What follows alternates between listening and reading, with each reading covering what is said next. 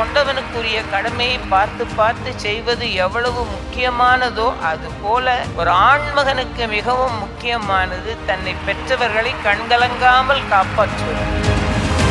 ஒரு அமெரிக்க கவிஞன் passage to India என்று தலைப்பு கொடுத்திருந்தான். ஏனென்றால் அவன் இந்திய தர்மங்களை பெரிதும் விரும்பி நேசித்தவர். தலைப்பு சரியில்லை, மாற்ற வேண்டும் என்று பேசேஜ் டு பாரடைஸ் என்று எழுதினான். சொர்க்கத்துக்கு போகும் வழி. 4 வயது குழந்தையாக நான் இருந்தபோது அம்மா அவர்களுடைய சொற்பொழிவு எங்கள் புதுக்கோட்டையிலே நடைபெறும். வாரியார் சுவாமிகளுக்கு அடுத்தபடியாக அதிகமாக சொற்பொழிவு செய்தவர்கள் அம்மா அவர்கள் தான். IBC பக்தி விருதுகள் title sponsor Deepajothi Panchadeepam Pooja oil. தீபஜோதியில் இல்லங்களிலும் உள்ளங்களிலும் பவித்ரம் பரவட்டும். Powered by Sri Murugan travel agency. 36 வருட அனுபவம், 23 கிளைகள் கொண்ட சுற்றுலா நிறுவனம் Sri Murugan travel agency. Tanvi Potti queen of handlooms. Associate sponsor Yashco shirts, trousers, dhotis. Aachi badam drink. Ethnic health care, natural fertility and general health. Giri trading agency. Giri the culture and tradition of Bharat. Supreme furniture, truly stylish. Supporting partner Namma Veedu Vasantha Bhavan since 1974. Vegetarian family restaurant. Kolathur Ram catering. Punniyam foundation. Grooming partner naturals, world's fastest growing salon chain.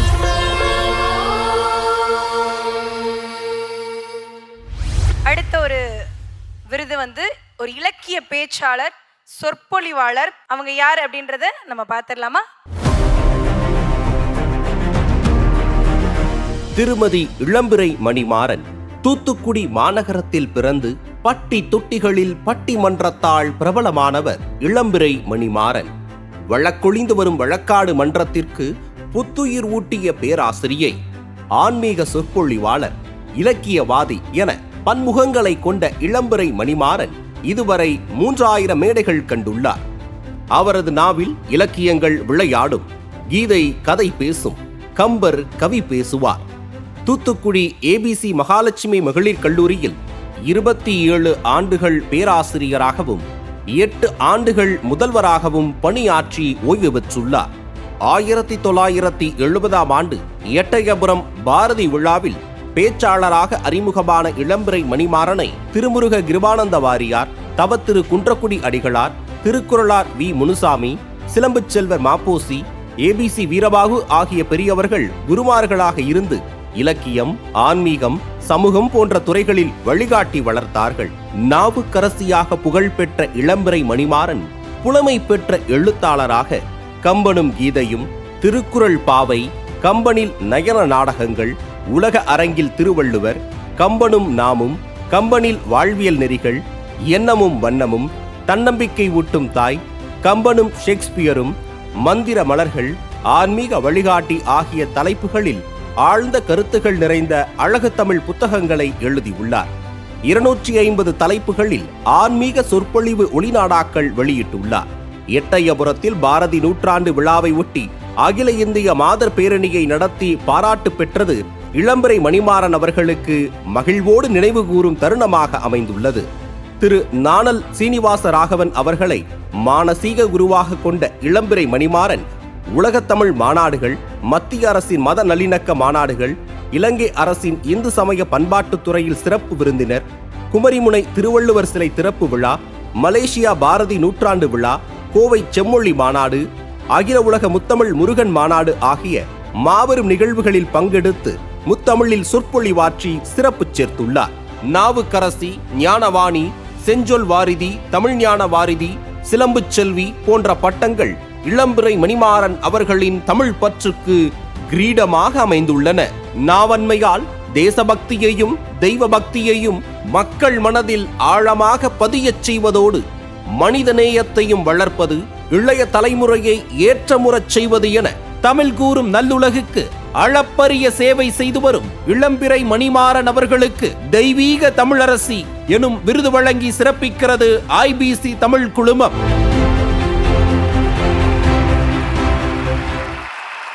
பேச்சாளராக, ஆன்மீக சொற்பொழிவாளராக ஆயிரக்கணக்கான பக்தர்களுடைய நெஞ்சங்கள்ல நீங்காத இடம் பிடித்திருக்கக்கூடிய மரியாதைக்குரிய இளம்பிறை மணிமாறன் அவர்களை அன்போடு மேடை கலைக்கின்றோம்.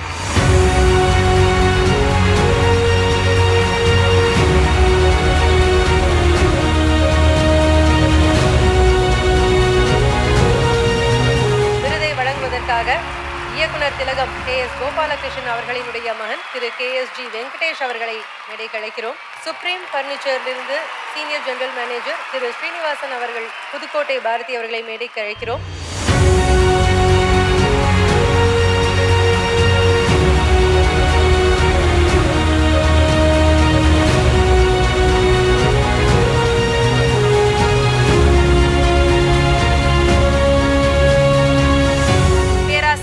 இளம்பிறை மணிமாறன் அவர்களுக்கு தெய்வீக தமிழரசி விருது வழங்கப்படுகின்றது. ஒரு நல்ல கைத்தட்டலோடு அவர்களுக்கு அந்த விருதினை வழங்குவதில் IBC பக்தி பெருமை கொள்கிறது.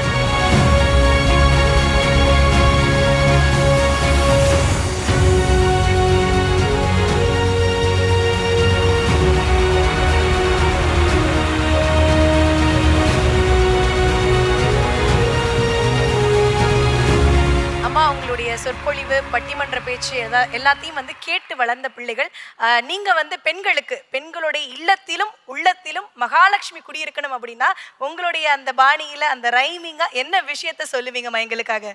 IBC பக்தி சேனல் உரிமையாளர்களுக்கும் அதன் பின்னணியிலும் முன்னணியிலும் இருந்து உழைக்கின்ற கலைஞர்களுக்கும் பார்வையாளர்களாக அமர்ந்திருக்கின்ற பெரியோர்களுக்கும் விருதினை கொடுத்தவர்களுக்கும் விருதை பெற்றவர்களுக்கும் இவர்களிலெல்லாம் என்னை விட வயதில் மூத்தவர்களுக்கு என் நெஞ்சார்ந்த வணக்கத்தையும் வயதில் குறைந்தவர்களுக்கு என்னுடைய வாழ்த்துக்களையும் தெரிவித்துக் கொள்கிறேன். வீடு லக்ஷ்மிகரமாக இருக்க வேண்டும் என்றால் பெண்கள் என்ன செய்ய வேண்டும் என்று கேட்டார்கள். ஒரு வீடு லட்சுமிகரமாக இருப்பதற்கு பெரும்பங்கு ஆற்றக்கூடியவர்களாக பெண்கள் இருந்தாலும் இந்த கடமையில் அந்த குடும்பத்தில் வாழுகிற ஏனையோருக்கும் பங்கு இருக்கிறது என்பதுதான் உண்மை.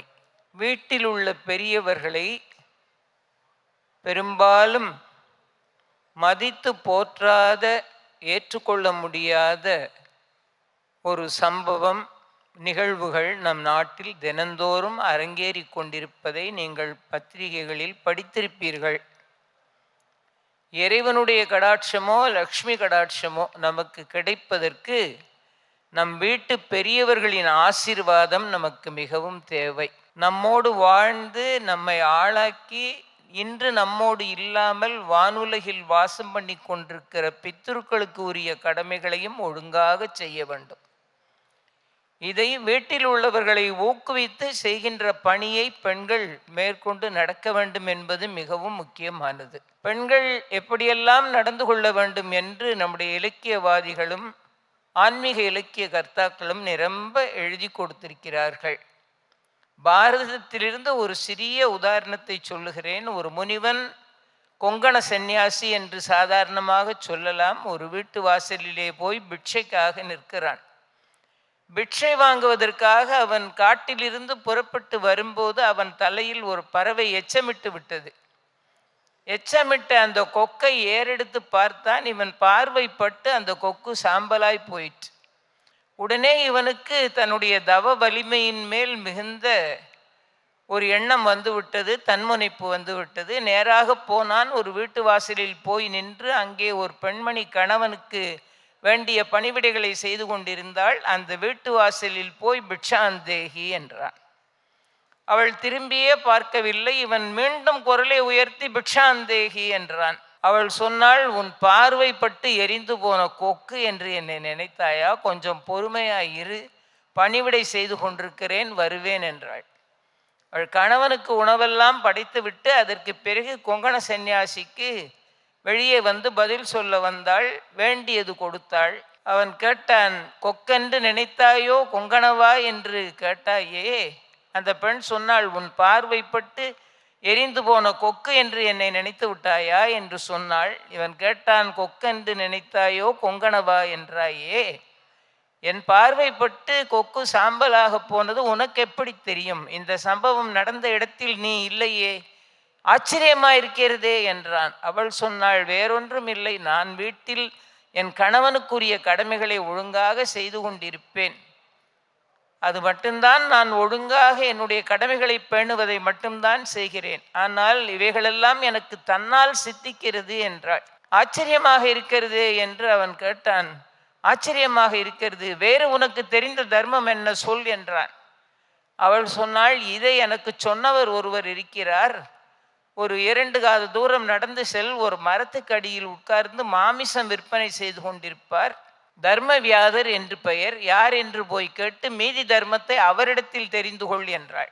இவன் நேராக புறப்பட்டு போனான். தர்மவியாதரை கண்டுபிடித்தான். ஐயா, இப்படி அந்த பெண் சொன்னாள், மீதி தர்மத்தை உங்களிடத்தில் கேட்க சொன்னாள், நீங்கள் என்ன தர்மத்தை பெரிதாக மதிக்கிறீர்கள் என்று. அப்பொழுது அவர் சொன்னார், ஒரு பெண்ணுக்கு கொண்டவனுக்குரிய கடமையை பார்த்து பார்த்து செய்வது எவ்வளவு முக்கியமானதோ அதுபோல ஒரு ஆண்மகனுக்கு மிகவும் முக்கியமானது தன்னை பெற்றவர்களை கண்கலங்காமல் காப்பாற்றுவது. நான் என் தாயார் தகப்பனாருக்குரிய கடமைகளை எல்லாம் செய்த பிறகுதான் வேறு வேலைகளை செய்வேன். இதை நான் தொடர்ந்து செய்து வருகிறேன். எனக்கு தன்னால் எல்லாம் சித்தியாகிறது என்றான். இதோடு பாரத கதையில் பதிவிரதா சரித்திரம் என்கிற அந்த பகுதியை முடித்து வைத்து விட்டார்கள். இந்த பகுதி நமக்கு சொல்லுகிற அறிவுரை என்ன என்றால், ஒரு பெண்ணானவள் தன் குடும்ப கடமைகளை நேர்மையாகவும் ஒழுங்காகவும் கொண்டவனுக்குரிய கடமைகளை சிறப்பாகவும் செய்ய வேண்டும். அது தலையாய கடமை. ஏனைய கடமைகளும் இருக்கிறது. ஒரு ஆண்மகனுக்கு முதல் கடமை தன்னுடைய பெற்றோர்கள் கண்ணிலிருந்து ஒரு துளி கண்ணீர் வராமல் அவர்களை உயிருக்கு உயிராக நேசித்து அவர்களோடு வாழ்ந்து இணைந்து அவர்களுக்குரிய தொண்டை செய்வது என்பது ஒரு ஆண்மகனுக்கு மிகவும் முக்கியமானது. பாரத கதையில் அடுக்கடுக்காக நிறைய சொல்லியிருக்கிறார்கள், சொல்ல நேரமில்லை. தானியங்களை வீணாக்க கூடாது, நம்முடைய உணவில் யார் யாருக்கெல்லாம் பங்கு இருக்கிறதோ அதை கொடுத்துவிட்டு சாப்பிட வேண்டும். யாவர்க்குமாம் இறைவர்க்கோர் பச்சிலை, யாவர்க்குமாம் பசுவுக்கோர் வாயுரை, யாவர்க்குமாம் உண்ணும் போது ஒரு கைப்பிடி, யாவர்க்குமாம் பிறர்க்கு இன்னுரைதானேன்னு திருமூலர் அழகாக தர்மங்களை 4 வகையாக பிரித்து சொல்லியிருக்கிறார். இதையெல்லாம் பார்த்து பார்த்து செய்ய வேண்டியது பெண்களினுடைய கடமைதான். பாரத கதை சொல்லுகிறது, ஒரு பெண்ணானவள் புறம் பேசக்கூடாது, கோபத்தில் பேசிவிடக்கூடாது, அவதூறாக அடுத்தவர்களை பற்றி பேசக்கூடாது. அவளுடைய வீட்டில் லக்ஷ்மி தேவி வாசம் செய்ய வேண்டும் என்றால் காலையிலேயே எழுந்து வீட்டை தூய்மைப்படுத்தி பெருக்கி சுத்தப்படுத்தி கோலமிட்டு தானியங்களை வைக்க வேண்டிய இடத்தில் வைத்து பத்திரப்படுத்தி வருகிற அதிதிகளுக்கு அன்னம் பாலித்து வீட்டில் உள்ளவர்களிடத்தில் அன்போடும் மகிழ்வோடும் நடந்து கொள்ளக்கூடிய விதமாக ஒரு முன்னுதாரணமாக ஒரு பெண் திகழ்வாள் என்றால் அந்த வீட்டிற்கு குடியிருக்க வந்த லக்ஷ்மி அங்கேயே தங்கியிருப்பாள் என்று இன்னும் பல செய்திகளை சொல்லியிருக்கிறார்கள். உங்கள் நேரத்தை அதிகமாக எடுத்துக்கொள்ள நான் விரும்பவில்லை. இந்த அபூர்வமான தர்மங்கள் தான் நம்முடைய பாரத தேசத்தினுடைய ஆணித்தரமான அஸ்திவாரமாக இருந்தது என்பதனால்தான் நம் தேசத்தை தெய்வீக நாடு என்றும் இறைவன் வசிக்கிற இடம் என்றும் சொன்னார்கள். ஒரு அமெரிக்க கவிஞன் பேசேஜ் டு இந்தியா என்று எழுதியவன் ஒரு கவிதைக்கு பேசேஜ் டு இந்தியா, இந்தியாவுக்கு போகும் வழி என்று தலைப்பு கொடுத்திருந்தான். ஏனென்றால் அவன் இந்திய தர்மங்களை பெரிதும் விரும்பி நேசித்தவன். பிறகு அவனே நினைத்தான், தலைப்பு சரியில்லை, மாற்ற வேண்டும் என்று பேசேஜ் டு பாரடைஸ் என்று எழுதினான், சொர்க்கத்துக்கு போகும் வழி. அப்படியானால் இந்திய தேசத்தினுடைய தர்மங்களை பார்க்கும்போது அவனுக்கு இந்தியா சொர்க்கமாக தெரிந்திருக்கிறது. ஆக நாம் வாழ்கிற இந்த புண்ணிய பூமியினுடைய பெருமையை நாம் இன்னும் சரியாக புரிந்து கொள்ளவில்லை. நம் முன்னோர்கள் நமக்கு சொல்லி வைத்திருக்கிற சிறப்பான அறிவுரைகளை இன்னும் நாம் சரியாக அதை பயன்படுத்தி கொள்ளவில்லை. அதை பயன்படுத்த தொடங்கினோம் என்றால் வீடும் சொர்க்கமாக இருக்கும், நாடும் சொர்க்கமாக இருக்கும். நன்றி, வணக்கம். ரொம்ப ரொம்ப நன்றி. நன்றி மேம். இந்த ஐபிசி பக்தி விருதுகளை பற்றி சில வார்த்தைகள் பேசுமாறு கேட்டுக்கொள்கிறோம் சார். ஐபிசி பக்தி விருதுகளில் நான் முதல்ல கலந்துக்கிறதுல ரொம்ப பெருமைப்படுறேன். முதல் முறையாக அம்மையார் அவர்களை இப்போ தான் நான் சந்திக்கிறேன். அவங்களோட சொற்பொழிவை நான் கேட்டிருக்கேன். இப்போது இந்த விருதை வந்து என் கையில் அவங்களுக்கு கொடுத்துருக்குறது நான் ரொம்ப பெருமைப்படுறேன். அதுக்கு ஐபிசி பக்திகளும் நான் ரொம்ப நன்றி தெரிவிச்சுக்கிறேன். முதல்ல பார்த்திங்கன்னா அவங்களுக்கு கொடுக்குற அளவுக்கு எனக்கு தகுதி இருக்கான்னு எனக்கு தெரியாது. ஏன்னா நான் ஒரு நடிகனாக இருக்கேன். ஆனால் எங்கள் அப்பா திரு கேஎஸ் கோபாலகிருஷ்ணன் அவர்கள் ஆதிபராசக்தின்ற படம் எடுத்தார். அந்த காலத்தில் ஏபி நாகராஜன் தான் பக்தி படங்கள் எடுத்தார். அப்பா குடும்ப படங்கள் எடுத்துகிட்டு இருந்தார். அதில் ரொம்ப ஃபேமஸாக இருந்தார். அதுக்கப்புறம் ஆதிபராசக்தி, மகாசக்தி மாரியம்மன், தசாவதாரம், தேவியின் திருவிழான்னு படங்கள் எடுத்து பக்திக்கு குடும்பத்தில் பக்தி இருக்கணும், எல்லாருக்கும் நல்லா சாமி கும்பிடணும், எல்லோரும் பக்தியோடு இருக்கணும், அன்போடு இருக்கணும்னு அவர் நிறைய அறிவுரை கொடுத்துருக்காரு. அவர் சார்பாக நான் அம்மையார் இளம்பெரை மணிமாறனுக்கு இந்த விருது கொடுக்கல நான் ரொம்ப பெருமைப்படுறேன். ரொம்ப நன்றி, வணக்கம். நன்றி சார், நன்றி sir. Supreme furniture senior general manager Thiru Srinivasan அவர்களை ஐபிசி பக்தி விருதுகள் பற்றி ஒரு சில வார்த்தைகள். ஐபிசி பக்தி திருவிழா இது ரொம்ப சிறப்பாக நடந்துகிட்ருக்கு. ஆக்சுவலாக இது ரொம்ப இந்த ஜூரிஸ்லாம் வந்து நல்லா கரெக்டாக செலக்ட் பண்ணி கேட்டகரி வைஸ் கரெக்டாக கொடுத்துருக்காங்க. அம்மாவுக்கு வந்து இப்போ அம்மாவோட பேச்சை வந்து நான் கேட்டபோது ரொம்ப மெய் செலுத்து போயிட்டேன். ரொம்ப பெண்கள் எப்படி வாழணும் என்றது ஒரு ஷார்ட்டாக ஒரு 2-3 மினிட்ஸில் வந்து விளக்கமாகவும் சொல்லிட்டாங்க. இந்த மாதிரி ஒரு நல்ல விழாவை வந்து ஸ்பான்சர் பண்ணுறதுக்கு சுப்ரீம் ஃபர்னிச்சருக்கு ரொம்ப ஹாப்பி. இந்த வருஷம் இது நடக்கணுன்றது என்னோட டிசையர் ஆக்சுவலி. நன்றி. புதுகை பாரதி மேம், நீங்கள் ஒரு சில வார்த்தைகள் நம்மளுடைய ஐபிசி பக்தி பற்றி. அனைவருக்கும் வணக்கம். ஐபிசி பக்தி ஒரு பெரிய பக்தி புரட்சியை செய்து கொண்டிருக்கிறது என்று நம்புகின்றேன். ஏன்னா எந்த பேச்சாளர், கலைஞர், அறிஞர் யாராக இருந்தாலும் அவங்களுக்கு அங்கீகாரமும் பாராட்டும் ரொம்ப முக்கியம். வாகனம் ஓடுறதுக்கு எப்படி அதில் எரிபொருள் தேவையோ அது மாதிரி அதிலும் இந்த மேடை எனக்கு ரொம்ப ரொம்ப மகிழ்வாக இருக்கிறது, ரொம்ப பெருமையாக சிலிர்ப்பாகவே இருக்கிறது. 4 வயது குழந்தையாக நான் இருந்தபோது அம்மா அவர்களுடைய சொற்பொழிவு எங்கள் புதுக்கோட்டையிலே நடைபெறும். 1 நாள் 2 நாள் அல்ல, 6 நாள் கந்தபுராணம், 7 நாள் மகா ராமாயணம், 10 நாள் பாரதம் என்றெல்லாம் அவர்கள் பேசுவார்கள். ஒரு பேச்சாளராக, ஒரு ஆன்மீக சொற்பொழிவாளராக எங்களை போன்ற இளையவர்களுக்கு, மேடைக்கு வந்து கொண்டிருக்கக்கூடியவர்களுக்கெல்லாம் அந்த காலத்திலேயே ரொம்ப ஆசீர்வாதம் செய்து சின்ன சின்னதாக பேச வைப்பார்கள். எங்கள் ஊர் வாரியார் மன்றத்திலே வாரியார் சுவாமிகளுக்கு அடுத்தபடியாக அதிகமாக சொற்பொழிவு செய்தவர்கள் அம்மா அவர்கள் தான். அவ்வளவு பெருந்திரளாக கூட்டம் அப்படியே கரண்டு வரக்கூடிய அளவுக்கு கூட்டம் நின்று அமர்ந்து கேட்பார்கள். எவ்வளவு நேரம் என்று சொன்னால் 2.5 மணி நேரம், 3 மணி நேரம் திருப்புகழை பற்றி அம்மா அவர்கள் பேச ஆரம்பித்து 2.25-3 மணி நேரம் ஒரு சிறு குறிப்போ ஒரு சின்ன துண்டு காகிதமோ ஒன்றுமே இல்லாமல் அத்தனை திருப்புகழையும் அப்படியே மனப்பாடமாக ஆழமான விளக்கங்களோடு அவர்கள் பேசி கேட்ட மண் எங்கள் புதுக்கோட்டை மண். அதிலே நானும் பாக்கியம் செய்த ஒரு சிறுமி என்கின்ற அடிப்படையிலே இந்த மேடையிலே அவர்களோடு இங்கே நிற்பதே எனக்கு பெரிய பாக்கியம். இப்படி ஐபிசி பக்தி எல்லா பெரியவர்கள், திறமையாளர்களை தேர்ந்தெடுத்து கௌரவப்படுத்துகிறது. இது பாராட்டுக்குரியது மட்டுமல்ல, இந்த நிர்வாகத்தினருக்கு தலைமுறைக்கும் புண்ணியத்தை தரக்கூடியது. நன்றி, நன்றி. விருது பெற்றவர்களுக்கும் விருது வழங்கியவர்களுக்கும் எங்களுடைய நெஞ்சார்ந்த நன்றிகளை தெரிவித்துக் கொள்கிறோம்.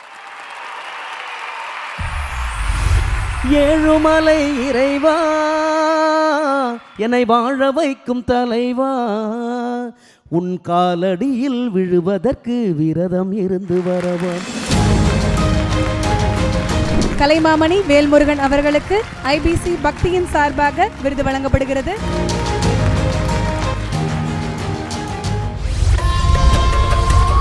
ஐபிசி பக்தி விருதுகள் title sponsor Deepajothi Panchadeepam Pooja oil. தீபஜோதியில் இல்லங்களிலும் உள்ளங்களிலும் பவித்ரம் பரவட்டும். Powered by Sri Murugan travel agency. 36 வருட அனுபவம், 23 கிளைகள் கொண்ட சுற்றுலா நிறுவனம் Sri Murugan travel agency. Tanvi Potti queen of handlooms. Associate sponsor Yashco shirts, trousers, dhotis. Aachi badam drink. Ethnic health care, natural fertility and general health. Giri trading agency. Giri the culture and tradition of Bharat. Supreme furniture, truly stylish. Supporting partner Namma Veedu Vasantha Bhavan since 1974. Vegetarian family restaurant. Kolathur Ram catering. Punniyam foundation. Grooming partner naturals, world's fastest growing salon chain.